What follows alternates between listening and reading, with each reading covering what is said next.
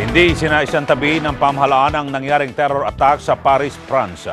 Kaya naman ang Armed Forces of the Philippines nakikipag-ugnayan sa mga ahensya ng gobyerno para mapanatili ang seguridad ng bansa. Si Erwin Temperante sa detalye.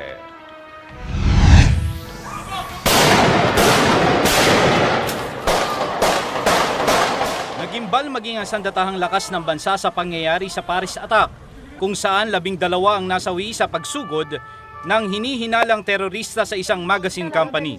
Niliwanag ng AFP na walang banta ng terorismo sa bansa sa ngayon. Ngunit ang kaparehong insidente na lone wolf attack sa bansang France ay posibleng mangyari kahit sa Pilipinas.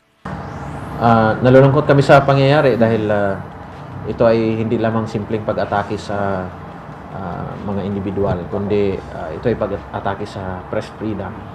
Bago ang malagim na pangyayari, naglabas pa ng isang tweet ang magazine company na tila naghahamon sa isang grupo ng relihiyon na lusubin ang Paris. Para sa AFP, isang pagsikil sa malayang pamamahayag ang insidente.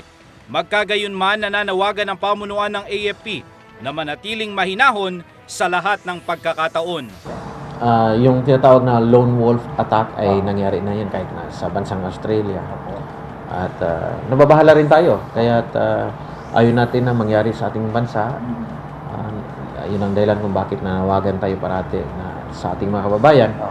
Nakikipag-ugnayan na rin ng AFP sa lahat ng ahensya ng pamahalaan upang matutukan ang pagbabantay sa seguridad ng mamamayan sa buong bansa. Erwin Temperante, Eagle News.